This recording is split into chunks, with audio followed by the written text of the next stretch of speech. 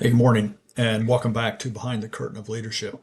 In this last video of this series, I'm going to be talking about what happens when leaders, or anyone else for that matter, starts feeling disconnected at work. It's a little bit of a less formal topic and more of a little more of a self-awareness topic, but one I've personally experienced this and found with other leaders, coworkers, friends, and family from time to time, and it's a little more common than you think. You know, as leaders or people, we've all experienced when we feel fully engaged, right? Fully aligned, fully in touch with ourselves and the team and what's going on. Everything is working, business is good, life is good, employees are happy, customers are happy, and you feel like you're in the zone, as Jim Fannin would say. I think everyone has experienced this, and you know what I mean. But what about when you, as a leader, don't feel in the zone? There's something off. You don't feel inspired by what you're doing anymore. Maybe you're less enthusiastic about your role. Maybe you simply don't care as much as you used to. And if you remember back to another video about being transparent, understand that if you're feeling this way, others around you will sense this in you. In the past, we might have called this emotionally checking out. And today, you might call it quiet quitting. But whatever you call it, people sense this and it will slowly begin to undermine everything you've accomplished and the things that you want to accomplish. When you stop caring, the team stops caring. It may not happen quickly, but it is happening. And if you remember back to the old Ernest Hemingway quote, gradually, then suddenly, all things happen this way. And this is exactly how this transpires. Things creep up on us, and all of a sudden, they're there. And we wonder, well, how did this happen so fast? So, if this sounds like something you're dealing with, the questions you need to ask are one, why are you feeling this way? And two, what can you do about it? So, if you remember, we said leadership is all about one, creating that positive emotional connection with others. Two, it's about inspiring others to become better tomorrow than they are today in some area. And three, it's about caring more about the team's goals than your own goals. While leadership is passion and enthusiasm about working with a team, it can also be emotionally draining at times for the very same reasons, right? As a leader, you absorb a lot. I mean, sometimes we feel like we're the office psychologist with office drama, and we deal with solving problems so much of the time. And sometimes you feel like you're on an island with nobody to support you. We're always looking for personal improvement or ways of improving our team or our business. We're giving of ourselves for the betterment of others. And in giving, we have to be careful that we don't ignore ourselves along the way.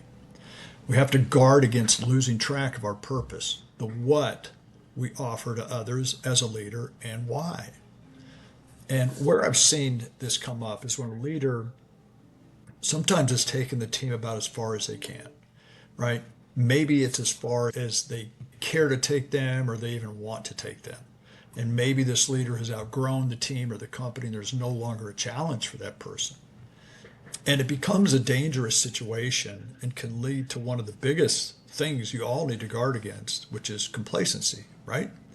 Complacency is when we think we've arrived at some theoretical level of success and we get comfortable, we get satisfied, and we slowly stop caring about continuing to develop as a person, as a leader, and as a team. We don't have the same passion we did in the beginning. We don't have the same enthusiasm. We don't have the same level of caring. Look, taking an emotional break after a long struggle to get to some level of achievement is fine and absolutely necessary many times.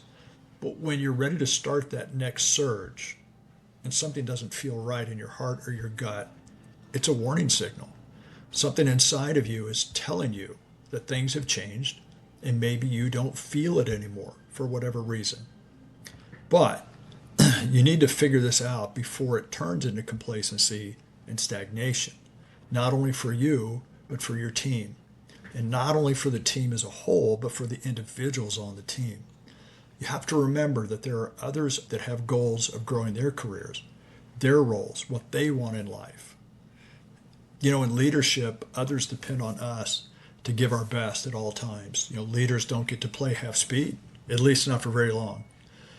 So this is when you as a person need to take some time, step back and reassess what you want. Where are you going and where are you on this path of where you're trying to get? And this is part of self-awareness. And I'll cover self-awareness more in a later video. But, there's areas in our lives that we all need to assess from time to time. And if you're feeling a little disconnected, this is a good time to reassess. And some of these areas, could be financial, they could be health, they could be family, they could be spiritually, they could be work and career, they could be relaxation, enjoyment, fun, and it could be personal growth or personal development.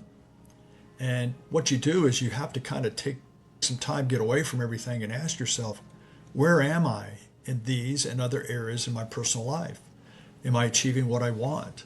If not, what areas am I falling behind? And if I'm falling behind, what's causing this? Do I need to change something to get back on track? And if I need to change something, what would that change be? Usually where I've seen when leaders start getting a bit complacent is they just don't see the personal growth and development in their current role. They've gone as far as they can go right now. They know it, and yet they fear making a change for various reasons. Maybe it's a lack of confidence. Maybe it's the fear of the unknown. Maybe it's being reluctant to give up everything they've worked for, and they don't know if they can do it again someplace else or in a different role. And maybe you're feeling that right now. Maybe you know this is happening, but you're not sure what to do for whatever reason.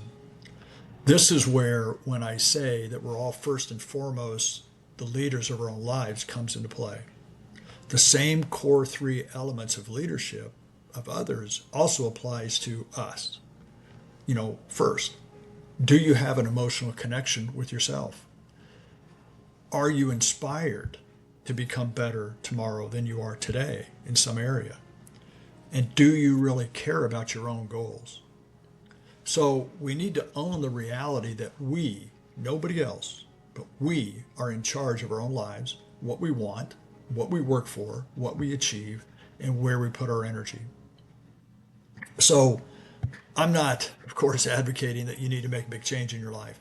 But what I am saying is you need to understand yourself and what you want in life and career and be responsible for it. If you're feeling disconnected in your current role, you've lost the passion, enthusiasm for the team, the company, or the cause, or you just don't feel it anymore, and it may be drifting into complacency, you need to be willing to evaluate yourself as a person and understand this. To grow as a person and a leader, we have to inspire ourselves to become better tomorrow than today. Otherwise, we're not really leading. We're just complacent and possibly stagnating. So I'll leave you with simply saying, if you're feeling uninspired with your role or what you're doing, first and foremost, be honest with yourself. Evaluate where you are on your path to your goals. Don't be afraid of the outcome of your investigation. And remember, complacency kills. You cannot stay where you are for long. You have to keep moving. You have to keep growing and keep developing. You're always progressing at whatever pace is right for you. And always remember the first thing, be honest with yourself. Thanks again for watching, and I truly hope some part of what I'm saying is meaningful to you. It comes from my heart and is meant with the highest respect for each one of you. So take care, and I'll see you next time when we start a new series in Behind the Curtain of Leadership. Thanks.